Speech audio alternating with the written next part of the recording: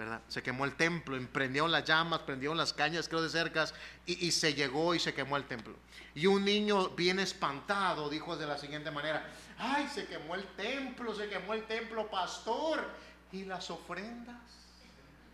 O sea, el niño pensaba que había como un cofre del tesoro lleno de ofrendas, de oro y plata y billetes, ¿sí me entienden? Pero es lo que menos hay en la iglesia: dinero. A veces hasta el dinero ya está en cuentas rojas, lo que entra ya está gastado. Bueno, recibo una llamada 6 meses después de comenzar, y era uno de los ex ujieres de la iglesia bautista Puerta Abierta en Tijuana, con el pastor Cortés. Y me dice: pastor, ¿usted vendría a Tijuana? Yo le dije: nunca he ido a Tijuana, además nunca he salido yo, esa fue la primera vez que salí.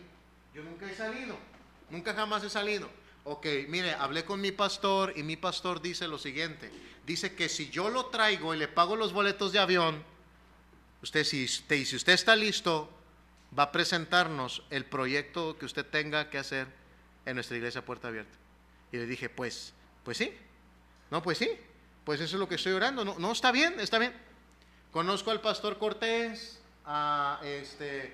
volamos a Tijuana, llegamos, y me pregunta el pastor en la oficina: ¿qué es lo que tienes que hacer? La verdad, voy a comenzar, tengo un plano, yo lo hice, dije aquí va a estar la cocina, aquí va a estar, no hay nada.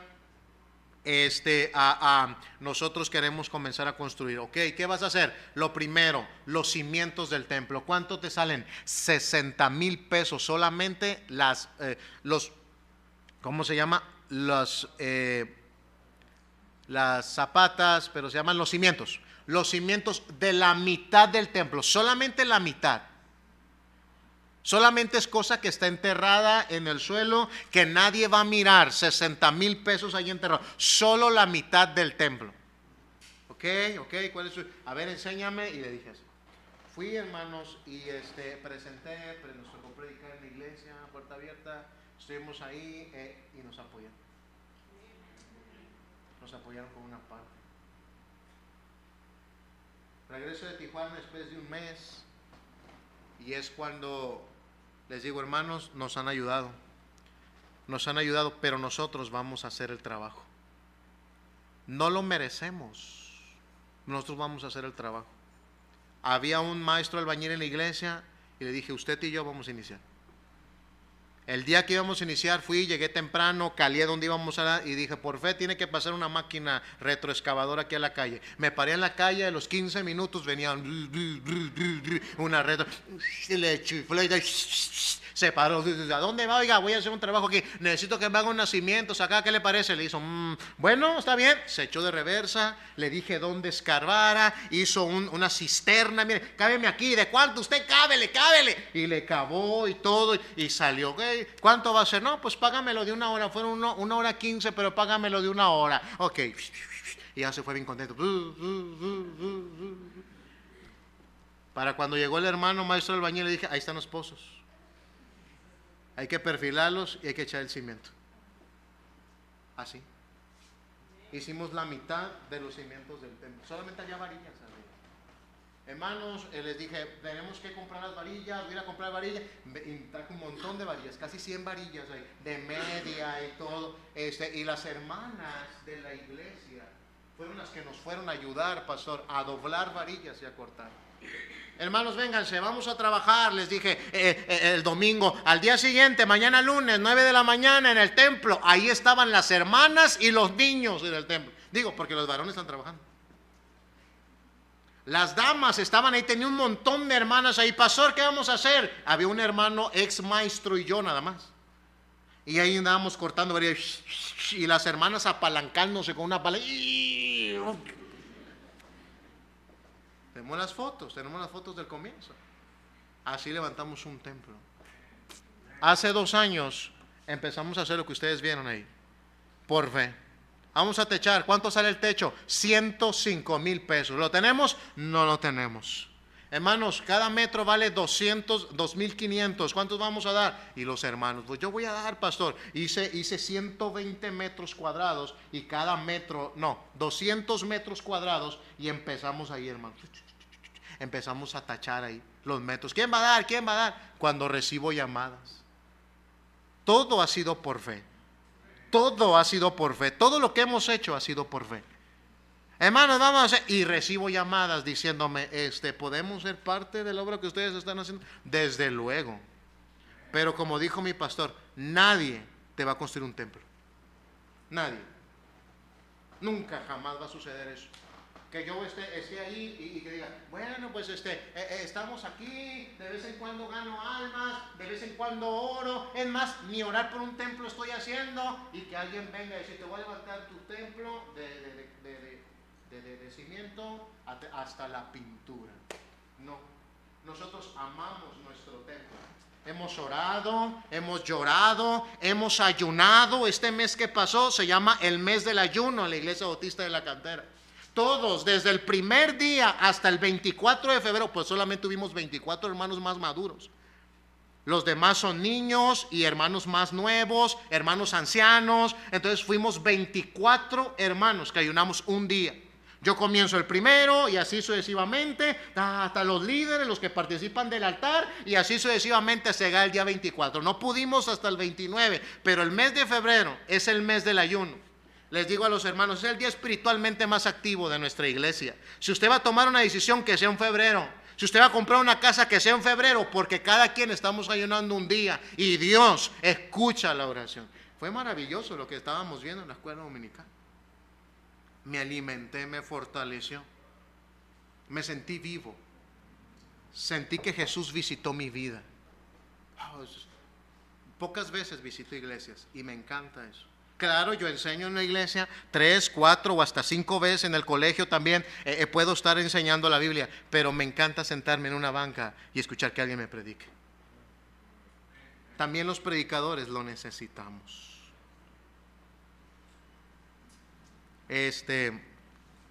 Bueno, gracias hermanos. ¿Verdad? Ya tomé tiempo. Quiero dar gracias a Dios, gracias Pastor Pelayo por invitarnos, gracias por prestarnos su púlpito de madera, hacernos esta invitación. Está hermoso este lugar, Guadalajara, una ciudad bien tremenda. Gracias hermanos por ser tan buenos con nosotros, por recibirnos. Gracias hermanos. La semana pasada, hace una semana, nos accidentamos. Fui a una conferencia de misiones, me invitaron viernes y sábado. No estoy fuera de la iglesia casi nunca. Hoy hay quienes nos están supliendo en la iglesia, mis asistentes están en la iglesia. En este instante casi no salgo yo. Y salí la semana pasada viernes, el sábado venía de regreso.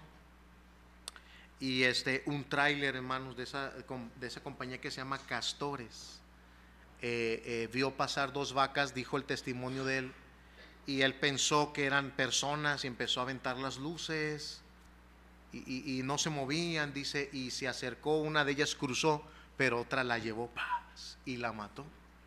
Justamente nosotros veníamos atrás, saliendo de una curva en la autopista que va hacia Tepic, y la dejó tirada en nuestro carril. Nosotros veníamos como a 90 kilómetros por hora, veníamos bien en el carril de alta velocidad, rebasando los trailers que estaban ahí. Saliendo de la curva, hermanos, estaba el animal de cabeza a cola por todo nuestro, y gracias a Dios por ello, sobre nuestro carril. Su servidor tenía una ven, y la pasamos así, hermano. La pasamos por arriba. El animal de 60 centímetros de alto estaba tendido sobre la carretera de noche, hermanos, a 100 kilómetros por hora. ¡Pum! Volamos, hermanos, sobre el animal.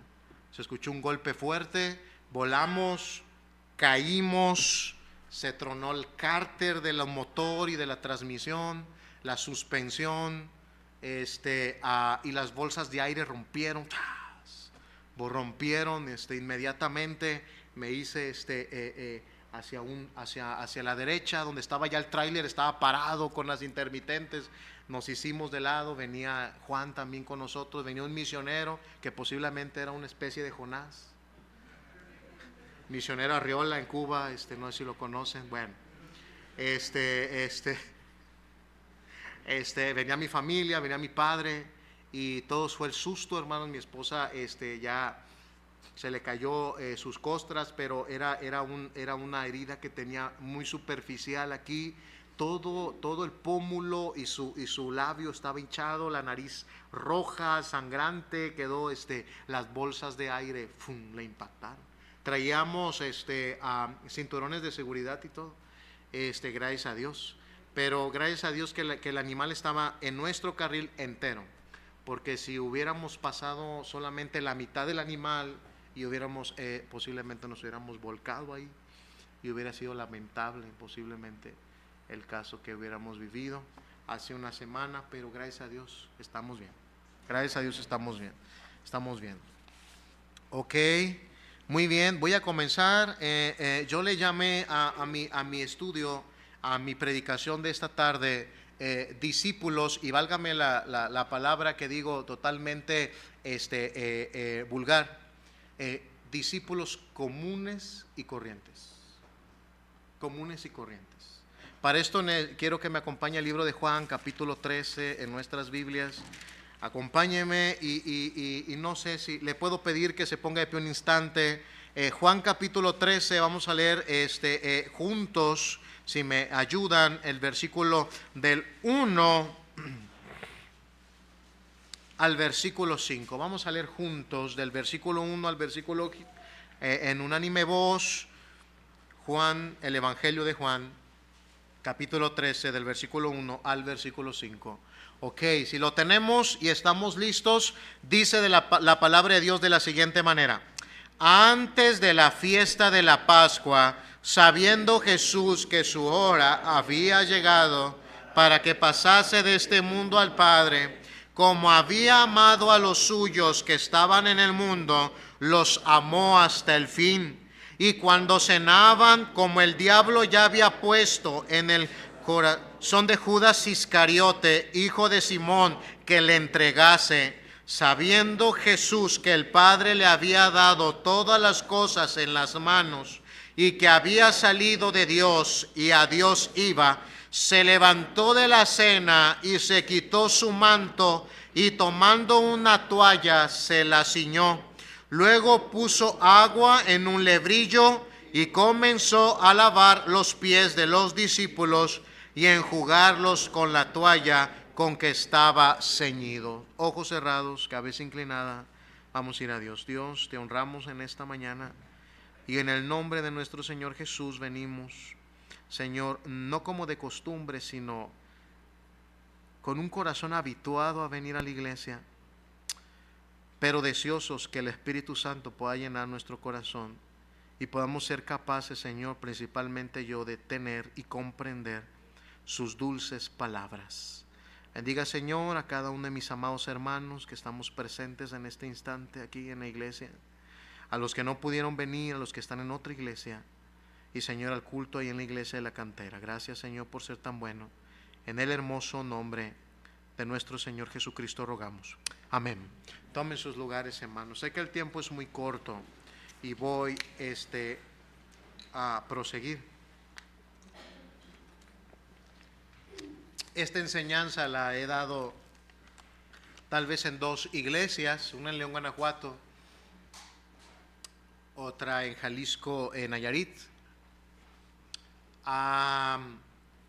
Nos encontramos en la etapa final de la vida pública de nuestro Señor Jesucristo. Juan capítulo 13. Yo le llamé una especie de graduación de los discípulos.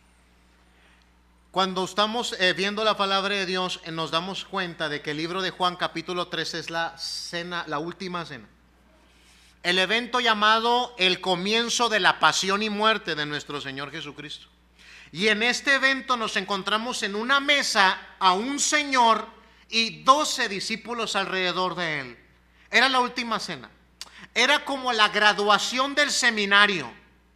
Era como las últimas palabras de Cristo, instituyéndoles la Santa Cena, instituyéndoles, diciéndoles a quién les iba a entregar, afirmando a Pedro, diciendo de cómo iba a terminar en estos días el apóstol Pedro, encomendándole y diciéndole: una vez vuelto tú, confirma a tus hermanos. Estamos viendo una relación entre varios evangelios con lo que yo estoy explicando, de lo que estaba resultando ser antes de la pasión y muerte de nuestro Señor Jesucristo. Juan, que es quien nos está revelando este pasaje, en el versículo dice: antes de la fiesta de la Pascua, sabiendo Jesús que su hora había llegado para que pasase de este mundo al Padre, como había amado a los suyos que estaban en el mundo, los amó hasta el fin. Cuando yo leo este pasaje y comprendo por qué el apóstol Juan está diciendo los amó hasta el fin, es porque él estaba totalmente lleno del amor de Dios. El apóstol Juan es llamado el discípulo amado, pero no simplemente porque el Señor Jesús lo amaba, puesto que en el libro de Juan, en el último capítulo, él dice que él era el que estaba recostado en su costado en este instante, en Juan capítulo 13. Que él era el discípulo amado, y termina diciendo: pues ese discípulo es el que escribe estas cosas. Él aprendió que es ser amado.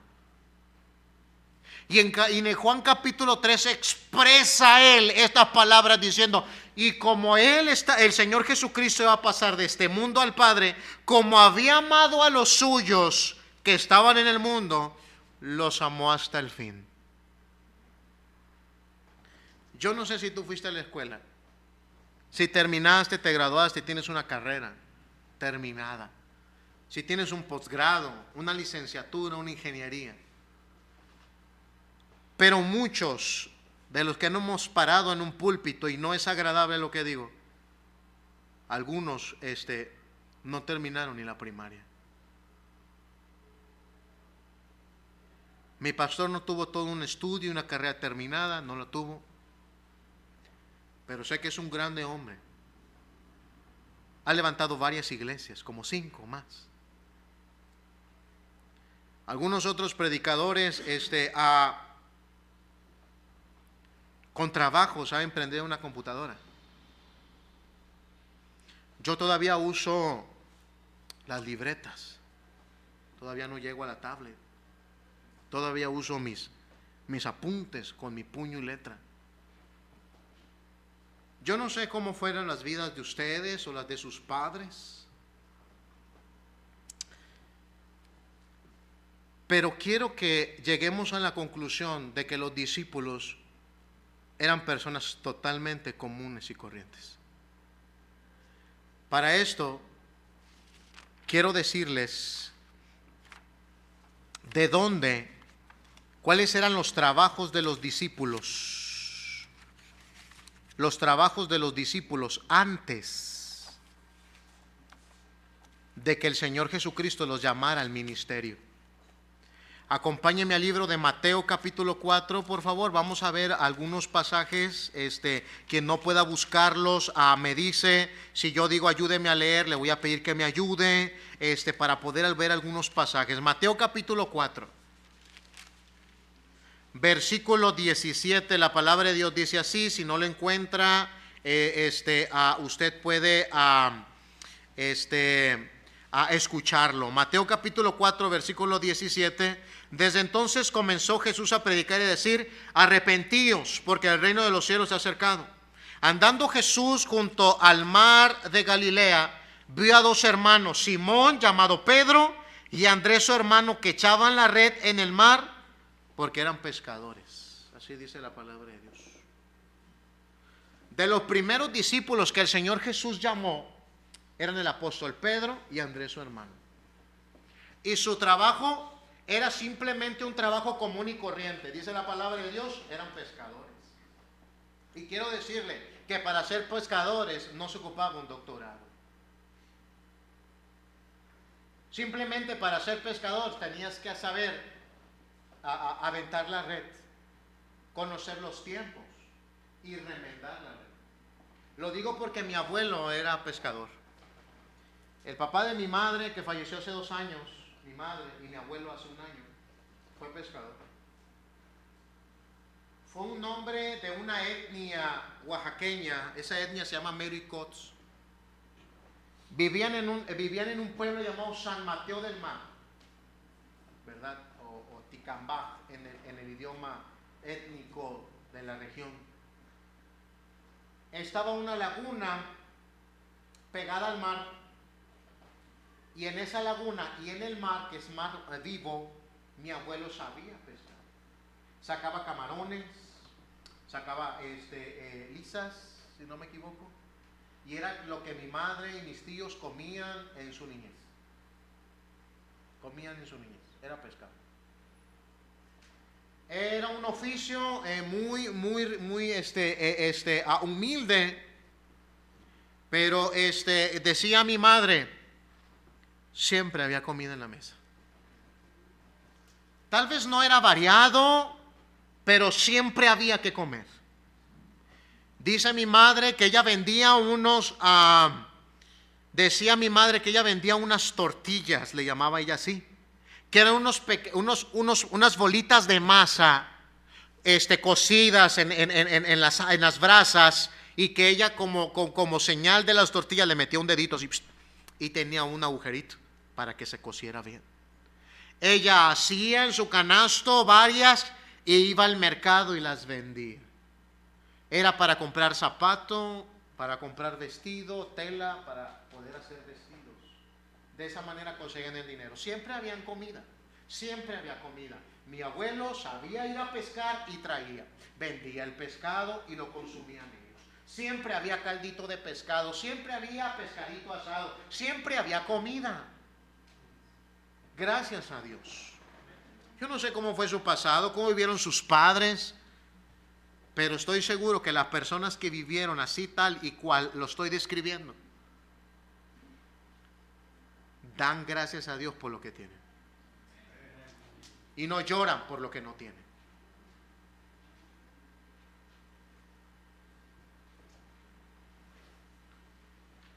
Versículo 19, y les dijo, venid en pos de mí y os haré pescadores de hombres. Ellos entonces, dejando al instante las redes, le siguieron. Pasando de allí, vio a otros 2 hermanos, Jacobo, hijo de Zebedeo, y Juan su hermano, en la barca con Zebedeo su padre, que remendaban sus redes, y los llamó. Y ellos, dejando al instante la barca y a su padre, le siguieron. Encontramos otros 2 nuevos discípulos, posiblemente más jóvenes, porque estos tenían a su papá ahí en la barca con ellos. Y el Señor Jesucristo les llama, y ellos, dejando las redes y a su padre, siguieron al Señor Jesucristo. Todo resulta que estos 4 discípulos que nosotros estamos viendo en la palabra de Dios, sus trabajos eran comunes y corrientes. Dentro del apostolado y de los discípulos que estamos leyendo, no hay nada inusual en sus vidas. No hay completamente nada fuera de lo normal. Son comunes y corrientes. Yo no me gusta jamás ni mencionar en mi púlpito, ni que un predicador que yo invite hable mal de un personaje de la Biblia. Yo los he escuchado y andan hablando, no, que Pablo, sí, Pedro, era un esto y era un al otro. Dios mío, si ellos están escritos en la Biblia. Yo no me siento ni con la autoridad, ni creo que sea bíblico hablar mal de un personaje bíblico, por más mal que haya cometido. Cierto que hay personajes bíblicos que son superdotados, así los llamo yo, y a ellos se les desconoce su nombre. A la muchacha israelita que Naamán había tomado, y que dijo a la mujer de Naamán, si mi señor fuera al Dios de Israel, Él los sanaría de su herida. Mujeres como esa, cuyo nombre no conocemos, son superdotados en las Escrituras. ¿Qué me dices de una pequeña mujer sirofenicia que va a pedir misericordia de su hija? No se menciona su nombre, pero ¡guau! ¡Qué fe! O de aquel centurión romano que dijo, mi siervo, solamente di la palabra y mi criado sanará. El Señor Jesucristo lo galardonó diciendo, ni aún en Israel he encontrado tanta fe. Personajes que se desconoce su nombre, pero tienen algo bien peculiar. Los discípulos eran personas totalmente comunes y corrientes. Mateo capítulo 9, por favor. Acompáñame a Mateo capítulo 9, versículo 9. Mateo capítulo 9, versículo 9, mire lo que dice la palabra de Dios. Pasando Jesús de allí, vio un hombre llamado Mateo, que es el que escribió este hermoso pasaje, que estaba sentado al banco de los tributos públicos, y le dijo: sígueme. Y se levantó y le siguió. Y aconteció que estando él sentado a la mesa en la casa, he aquí que muchos publicanos y pecadores que habían venido se sentaron juntamente a la mesa con Jesús y sus discípulos. Hasta ahí. Primera de las cosas para reconocer el discipulado de Cristo sobre personas comunes y corrientes, sobre los que están en la Biblia, es que tenían meramente trabajos normales. Mateo era un publicano, alguien que estaba sentado cobrando el tributo romano, reconocido en el pueblo como un traicionero a la patria, traicionero tal vez hasta el mismísimo Dios. Por eso eran aborrecibles. Leímos en la escuela dominical que en Lucas capítulo 18 que un fariseo y un publicano subieron al templo a orar. Uno de ellos le dijo: Señor, te doy gracias, el fariseo, porque no soy como los otros, ni aun como este publicano. Doy diezmos de todo lo que gano. Y usted conoce la historia. Y más sin embargo, dice la palabra de Dios que el publicano, puesto de rodillas en un extremo del lugar, oraba consigo mismo diciendo: Señor, sé propicio a mí, un pecador. El publicano continuamente estaba cargado de malas palabras del pueblo. Traicionero, mal hombre, te has vendido al imperio, nos cobras a tu misma sangre y tu pueblo nos estás cobrando algo de lo cual estamos cansados. Te vemos a ti, nos has engañado, te pagamos a ti, tal vez tomas de la bolsa, eres un ladrón. Era un lugar que estaba custodiado por soldados romanos, y que se hacían filas por hombres que tenían que ir a pagar su tributo al imperio romano. No lo hacían de buena fe. No lo hacían de buena fe. Hasta el año 70, después de nuestro Señor Jesucristo, todo el pueblo estaba cansado. Se levantaron en armas los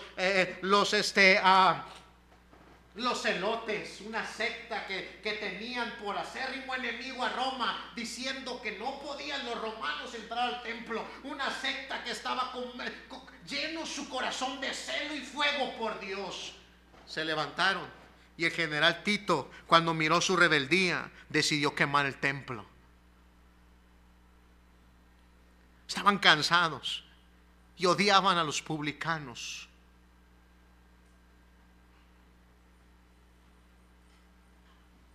Pero el Señor pasó por ahí y miró un publicano como muchos y le dijo: sígueme.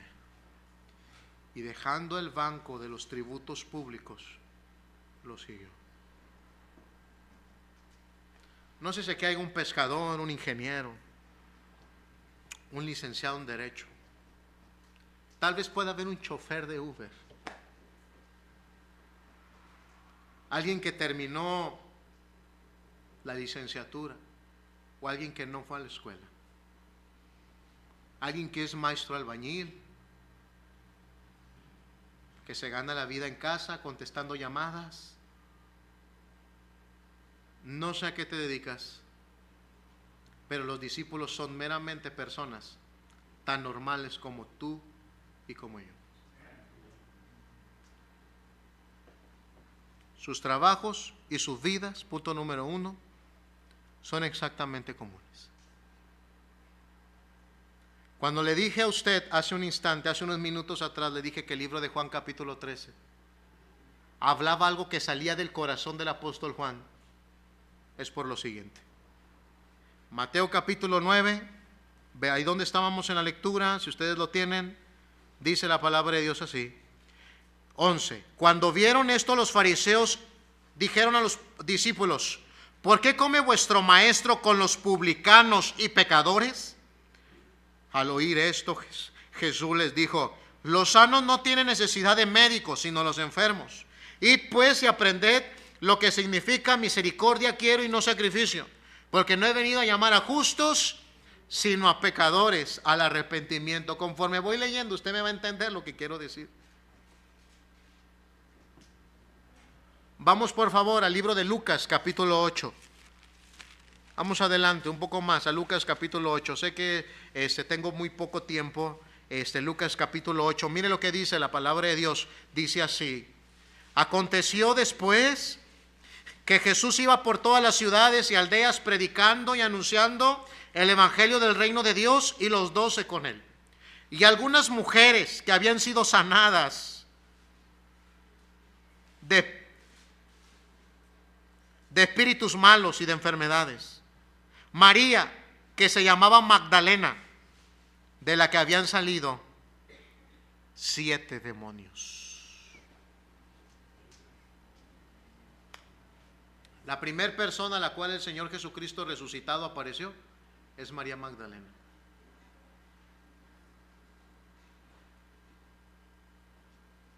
Dice la palabra de Dios que María Magdalena tenía 7 espíritus inmundos antes de que el Señor Jesucristo viniera a su vida.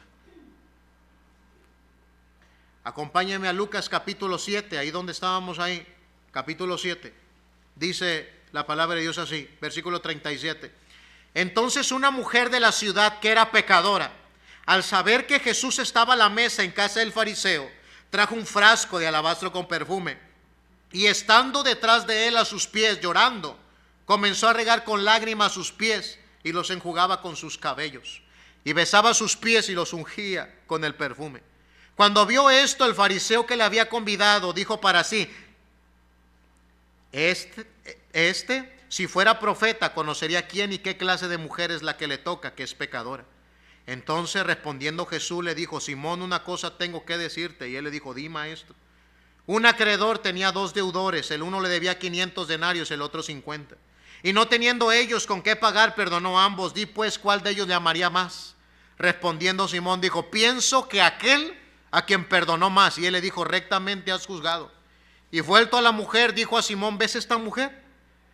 Entré a tu casa y no me diste agua para mis pies, mas esta ha regado mis pies con lágrimas y los he enjugado con sus cabellos.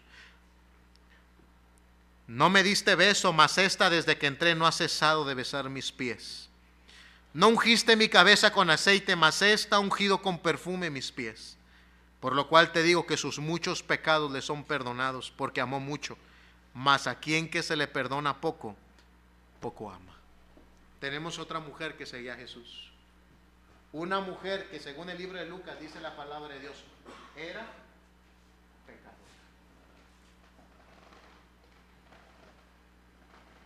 Ya me va entendiendo. Los discípulos tenían trabajos comunes y corrientes.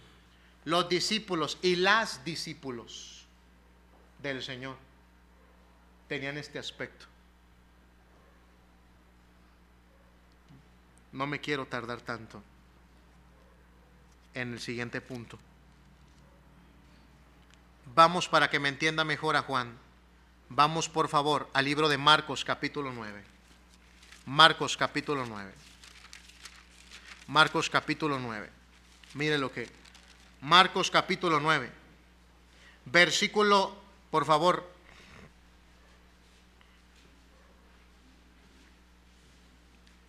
Versículo 38. Mire lo que dice la palabra de Dios. Marcos 9, 38.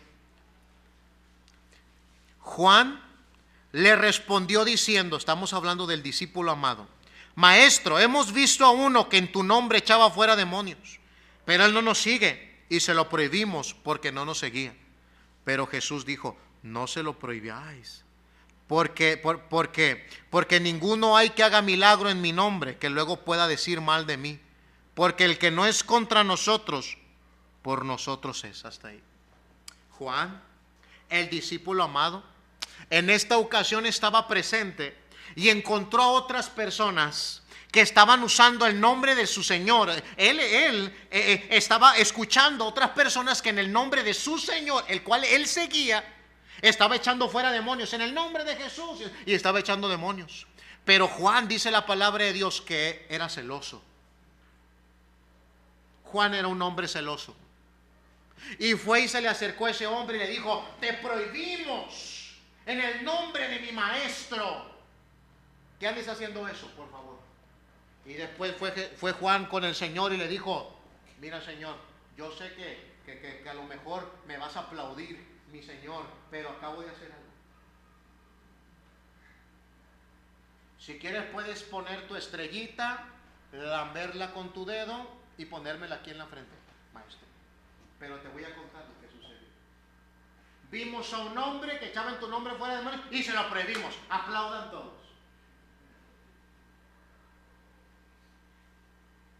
La reacción del Señor fue: ay, Juan, ay.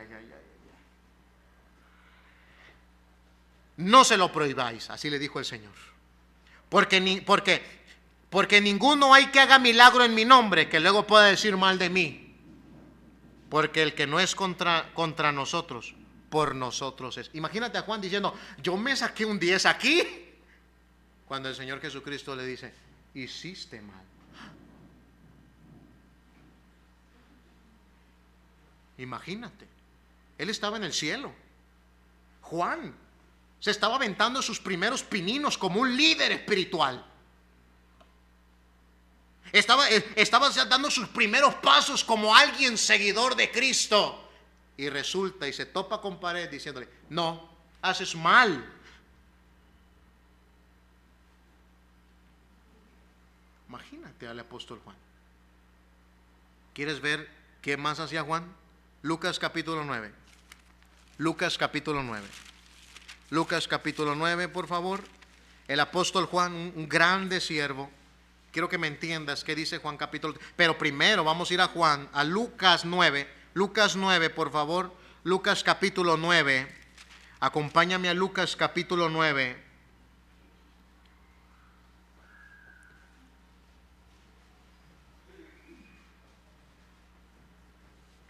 Versículo 54. Dice así: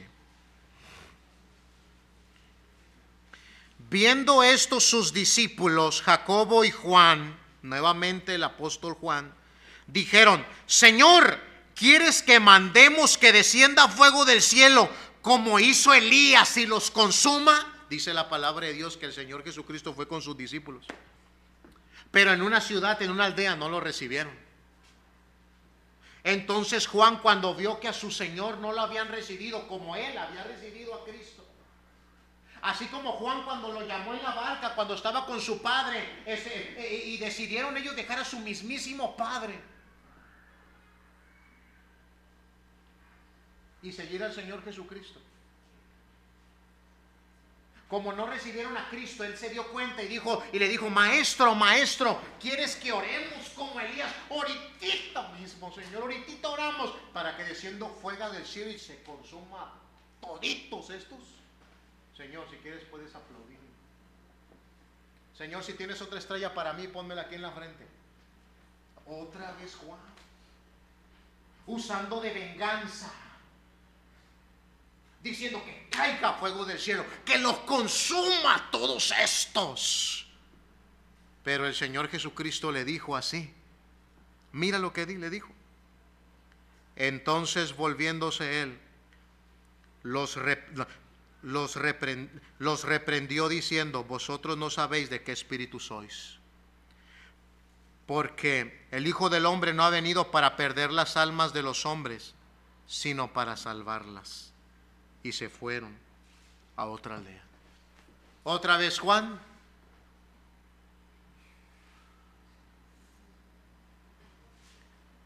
pensó que iba a recibir alguna recompensa, pensó que iba a ser llamado grande, Pero el Señor Jesús le dijo: no sabes de qué espíritu sois. Una más. Marcos capítulo 10. Vamos un poco más para atrás y vamos a ver a Marcos capítulo 10. Vamos a ver otra cosa que hizo el apóstol Juan en Marcos capítulo 10, versículo 35. Miren. Marcos capítulo 10, versículo 35, dice la palabra de Dios: entonces Jacobo y Juan, hijos de Zebedeo, se le acercaron diciendo: Maestro, querríamos que nos hagas lo que pidiéramos. Él les dijo: ¿qué queréis que os haga? Ellos le dijeron: concédenos que en tu gloria nos sentemos uno a tu derecha y el otro a tu izquierda. Entonces Jesús le dijo: no sabéis lo que pedís. ¿Podéis beber del vaso que yo bebo o ser bautizados con el bautismo con que yo soy bautizado? Ellos dijeron: podemos. Jesús les dijo: a la verdad, del vaso que yo bebo beberéis, y con el bautismo con que yo soy bautizado seréis bautizados. Pero el sentaros a mi derecha y a mi izquierda, no es mío darlo, sino aquellos para quienes está preparado. Hasta ahí. ¿Qué sucede nuevamente con Juan? Entramos a otra escena. ¿Qué sucede con Juan? Tenía ambición. Tenía la ambición de querer sentarse con Cristo a su lado. Imagínate la escena presente. Eva, Jacobo y Juan, los dos hermanos. Oye, pues, ¿quién tú y yo le decimos al maestro? Imagínate, estaban cavilando. ¿Te animas yo? No, pero dile tú. No, pero dile tú. Señor, maestro, ¿podemos hablar contigo? El Señor dice: ¿qué se les hace? ¿Qué quieren que les haga? Pero que no escuchen los demás. Ellos ya estaban casi dando por hecho que iban a estar sentados al lado del Señor. Que en tu reino nos sentemos el uno a la derecha y el otro. Imagínate el pensamiento. Tenían ambición.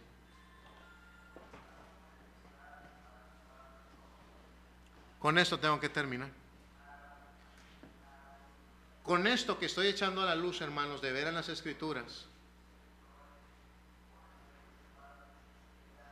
es más que suficiente para darnos cuenta que los discípulos eran personas que tenían trabajos normales. Eran personas totalmente pecadoras. Yo no sé usted, pero espero reflejarnos en esta mañana como uno de ellos. No somos nunca, ellos no eran superdotados para decir que ellos hacían cosas maravillosas que nosotros no pudiéramos hacer. Aquí habemos personas con trabajos totalmente comunes y corrientes como ellos. Y aquí habemos, estoy 100% seguro, que habemos pecadores tal y como los discípulos eran. Aquí habemos personas que hemos venido en esta mañana con luchas y pruebas. Habemos personas que nos hemos registrado al entrar aquí diciéndole: oh Señor, necesito de tu gracia, porque en esta semana, oh, cuántos pecados he cometido. No hay ninguna diferencia. Somos iguales. Y si se nos escapa, peores.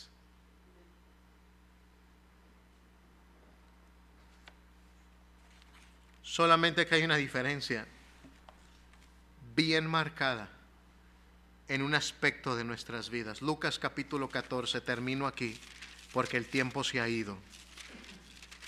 Me dijeron un tiempo, tengo que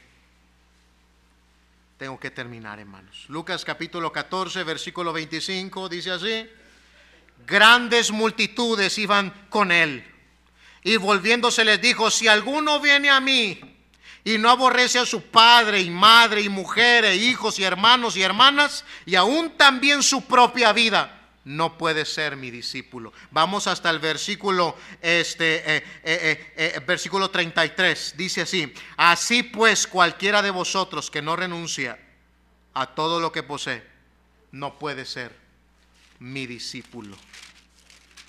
¿Puede acompañarme a Lucas 18? Solamente deme unas vueltas, por favor. Lucas capítulo 18, versículo 24. Al ver Jesús que se había entristecido mucho, dijo: cuán difícilmente entrarán en el reino de Dios los que tienen riquezas.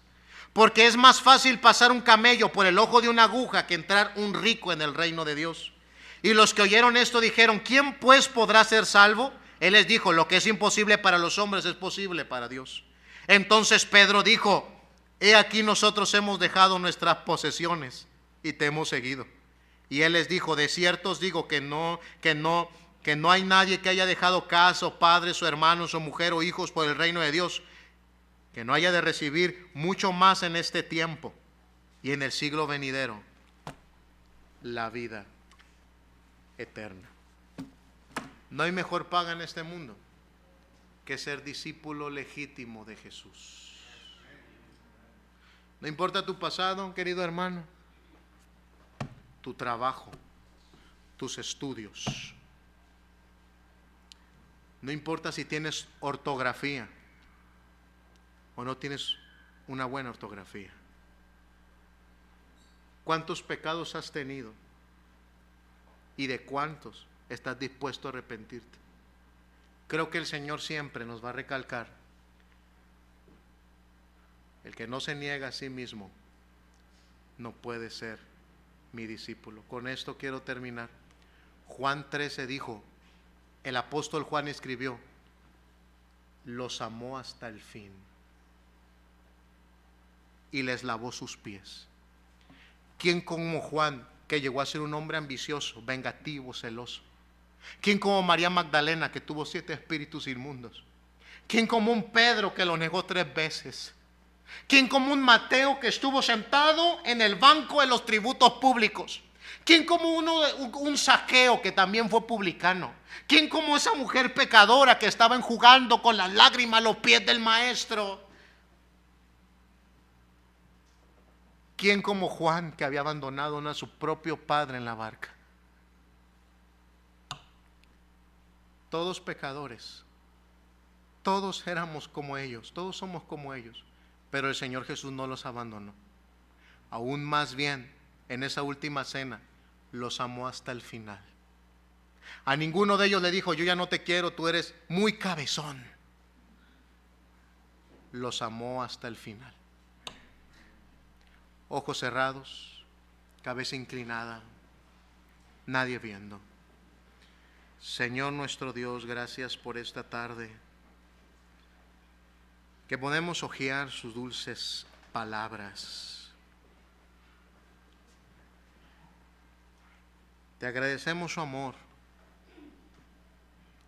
sus dones, su presencia, su poder, su perdón. Todo es digno de gloria. Cada vez más cuando recordamos quiénes, Señor, somos. Señor, habemos personas aquí comunes y corrientes, dispuestos a dejar, Señor, todo por seguir a un maestro. Perdónanos los tropiezos de la semana pasada o de años atrás, pero hoy comprendemos que tú nos quieres amar hasta el final y no nos vas a dejar a medio camino. Reconocemos que tu deseo y tu voluntad es llevarnos completo ante la presencia de nuestro Padre Celestial. Señor, perdónanos, Señor, cada error que tenemos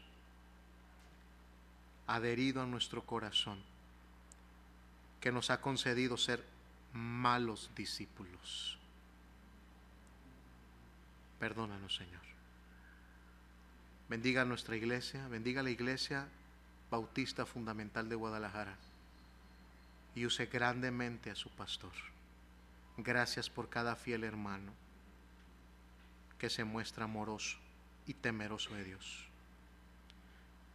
Dejo el término de la oración en manos del pastor.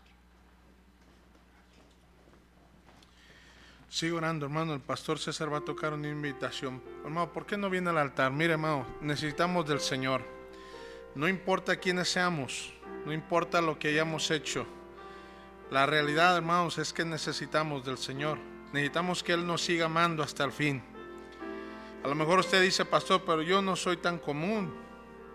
Créame que sí. No importa quién sea usted, no importa qué educación o no educación tenga, somos pecadores, imperfectos, necesitados, somos orgullosos muchas veces. ¿Por qué no venimos al altar? Le decimos al Señor: oh Señor, gracias porque a pesar de lo que soy, a pesar de lo que hago, tú eres amoroso y tu palabra dice que me amarás hasta el fin. Venga, dígale al Señor: Señor, ayúdame, necesito mucho que cambiar, porque soy común, soy simple y común. No hay nada especial en mi vida si no eres tú. No hay nada especial en mi vida si no es la vida cristiana, si no son las cosas tuyas.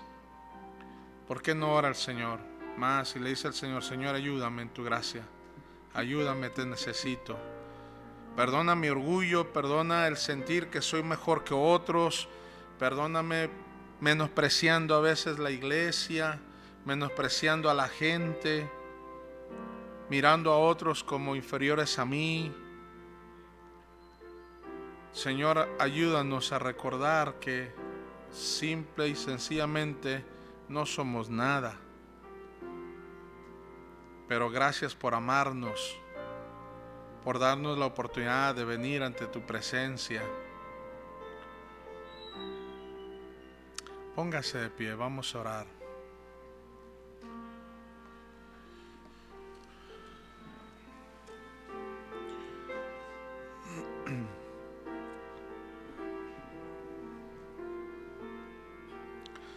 Señor Padre Santo, aquí estamos. Tú más que nadie y perfectamente sabes quiénes somos. Indignos, inmerecedores de tu gracia, de tu amor, de la salvación, comunes. Aunque pareciera despectivo quizá usar esa expresión, ese calificativo, pero es que es verdad. El salmista decía: gusano soy y no hombre. Dice tu palabra: te acuerdas que somos polvo. Y en realidad no somos nadie. A veces creemos que somos mucho. Y te pedimos perdón por eso. Y reconocemos, Señor, cuánta necesidad tenemos de ti. Queremos agradecer que ahora en ti, Señor, somos hijos tuyos, somos pueblo santo, real sacerdocio, pueblo adquirido por Dios, dice la Escritura.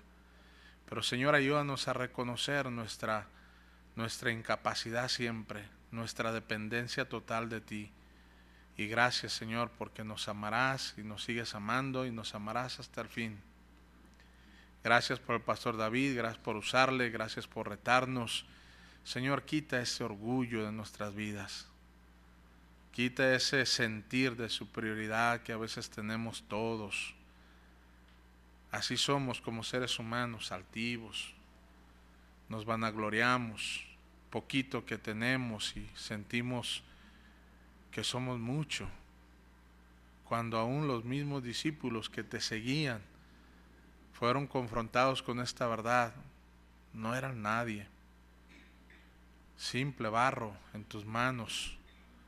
Y rogamos tu gracia, rogamos de tu Santo Espíritu, rogamos de tu bendición para poder salir adelante con nuestras muchas debilidades y muchos fracasos y caídas y cosas torpes que hacemos muchas veces. Perdónanos y ayúdanos en tu gracia. Gracias, Señor, una vez más por retarnos, por hablarnos. Bendícenos, por favor. Danos ese deseo de servirte, de agradarte, de honrarte, de darte a ti siempre honra y gloria, porque tú eres el único que la merece. Gracias, Señor, por lo bueno que tú eres. Gracias una vez más por tu palabra, en el nombre precioso de tu Hijo, Cristo Jesús. Amén.